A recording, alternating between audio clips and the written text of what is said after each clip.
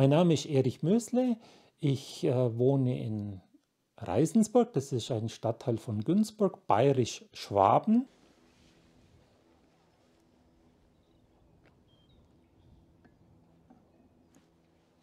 Ich möchte euch heute ein wenig erzählen über den Spargelanbau im Gemüsegarten. Ich mache das ungefähr seit 20 Jahren, habe das einfach mal begonnen und ihr werdet sehen, das ist ganz, ganz einfach. Wir sehen hier den Grünspargel. Ja, wie weit kommt es so? Zuerst brauchen wir eine Pflanze. Es gibt verschiedene Sorten. Am besten besorgt man sich eine Spargelpflanze über das Internet. Es gibt viele, viele Angebote und da wäre schon mal mein erster Tipp: Sparen Sie nicht an der Anschaffung. Kaufen Sie eine gute Pflanze, eine starke Pflanze. Eine Pflanze kostet, ich sage mal, so rund 1 Euro. Und wenn das eine gute Pflanze ist, haben Sie bis zu 10 Jahre lang Freude dran. Die Spargelpflanze sieht auch total toll aus, hat in der Mitte so eine kleine Knospe und lange Wurzeln.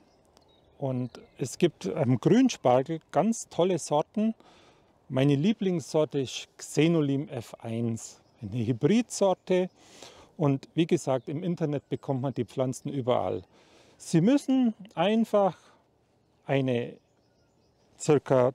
25 cm breite und ca. 15 bis 20 cm tiefe Fläche ausheben. Bodenansprüche hat der grüne Spargel eigentlich relativ geringe. Setzen die Pflanze rein, bedecken die mit etwas Boden und warten, bis die Pflanze antreibt. Im Laufe des Jahres wird immer mehr Boden aufgeschüttet, so dass wir ebenartig sind. Der ideale Pflanzzeitpunkt für Spargel sind die Monate März, April. Mai könnte schon zu spät sein. Hier sehen wir was ganz Interessantes. Der Spargel schiebt den Boden in die Höhe und wir sehen die Pflanze. Hier, die Spitze. Geerntet wird der Spargel, der Grünspargel, ab einer Höhe von so ca. 25 cm, 20 bis 25 cm. Nicht höher, weil das untere Teil holzig wird. Gedüngt wird der Spargel mit am besten zuerst mal guter Humusboden und dann ein Kompost. Man kann auch einen Mist drauf tun. Auf alle Fälle natürliche Düngung. Das heißt, nach der Ernte, ich sage jetzt einfach Mitte Juni, lassen wir den Spargel wachsen. Weißer Spargel braucht einen schönen Hügel. Die weiße Farbe kommt quasi nur davon her, dass er im Boden wächst und die Dunkelheit hat. Jetzt sind wir natürlich von der Witterung nicht so begünstigt gewesen, also es wird noch keinen Bleichspargel geben. Ich zeige jetzt einfach, wie hier der Hügel gemacht wird und man sieht schon, es gibt eine Spargelfolie. Was bewirkt diese Folie? Sie hat eigentlich zwei ganz gute Sachen. Hier die schwarze Seite zieht die Sonnenstrahlen an, heißt es ist unten warm und wenn es regnet, wird der Boden nicht beeinträchtigt, sprich er klebt nicht zusammen, sondern bleibt schön krümelig. Wir schauen hier und sehen, dass es noch keinen Spargel gibt, keinen weißen. Aber der weiße Spargel kommt quasi hier dann nach oben und wenn wir einen sehen, dann machen wir einfach hier und schauen, wo ist der und nehmen dann als Hilfsmittel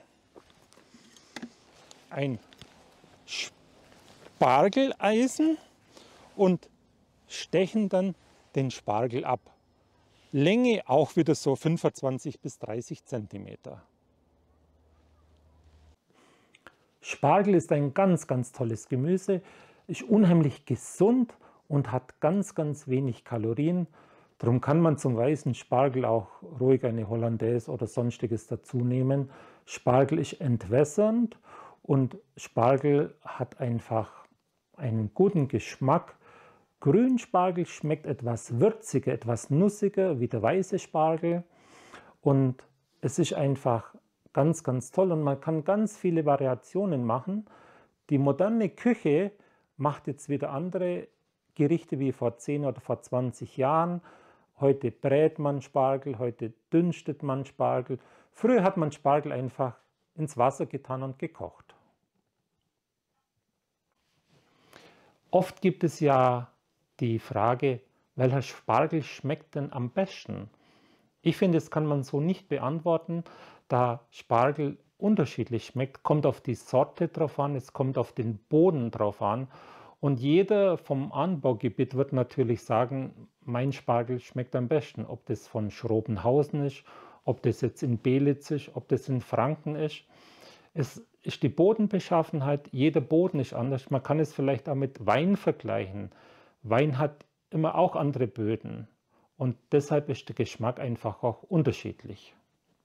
Ganz wichtig ist es auch, dass man im ersten und zweiten Jahr die Spargelpflanze einfach wachsen lässt.